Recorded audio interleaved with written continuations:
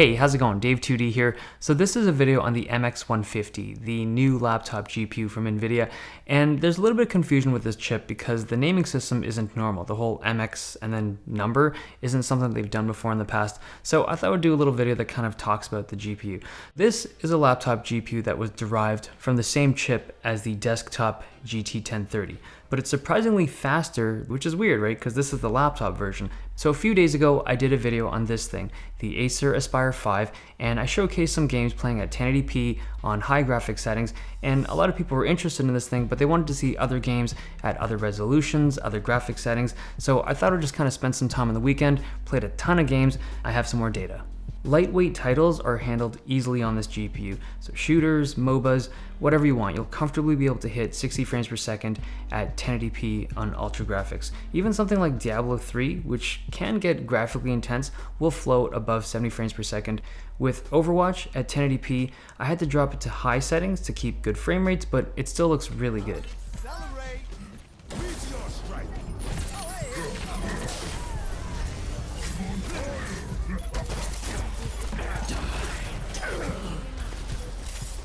Games that are more demanding, you'll have to drop it to medium settings at 1080p to stay close to 60 frames per second. And remember, you always have the option of lowering your resolution to keep your frame rate up. But let's step back for a moment. A lot of these games are AAA titles. These are flagship games that are often used to benchmark high-end desktop graphics. And now a $600 laptop can play a lot of them at 60 frames per second.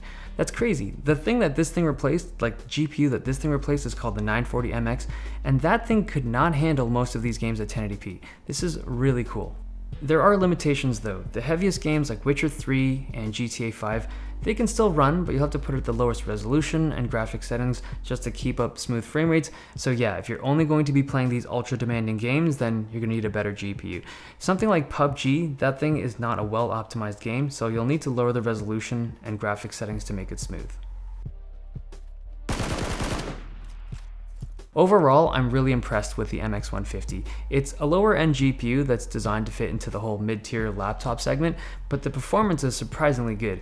It really is twice as good as the 940 MX it's replacing. It's kind of in between the 950M and 960M from last year, but it's not as good as the GTX 1050. Now, I'm not saying this is the greatest GPU ever, but these $600 mid-tier laptops are very capable for gaming. Now, I want to mention a few other things. First, the CPU and GPU combination that you see in this thing is actually pretty common for this particular GPU. So it's a 7200U, it's a Kaby Lake CPU, and the MX150. And when you look at the internals, you'll often see a single heat pipe. And at first you might think, oh my God, this is terrible, a single heat pipe for both components. But remember, this is a 15-watt CPU. A lot of gaming laptops have quad-core 45-watt CPUs that just produce a lot more heat, so the thermal management on this thing is actually very sufficient.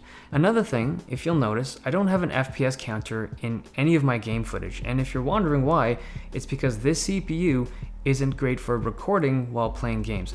The moment I start recording, the frame rates drop a good 7 to 10 frames per second, and I didn't want to have, inaccurate frame rates reading up at the top, so you'll have to refer to the graphs for performance. But if you're looking to pick up this laptop to stream, it's not a good idea.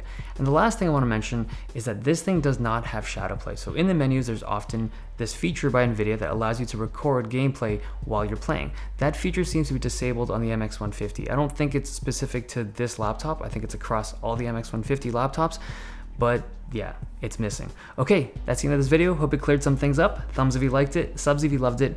I'll see you guys next time.